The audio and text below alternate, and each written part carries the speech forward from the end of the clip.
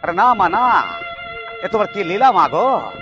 আমাদের পাড়ার বোরা আজকে অন্য কোনো ভান্ডার পাচ্ছে, কিন্তু আমার বউ কিন্তু অন্য কোনো ভান্ডার পাচ্ছে না মা গো।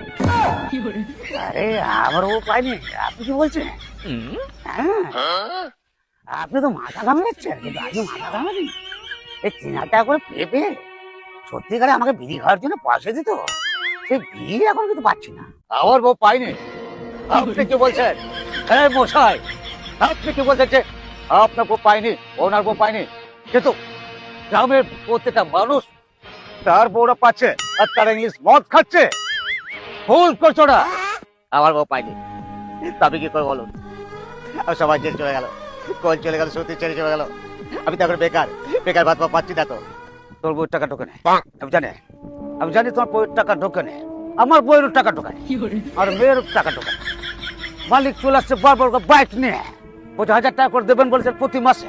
কই কই টাকা? কি করবো বলুন, গলায় দড়ি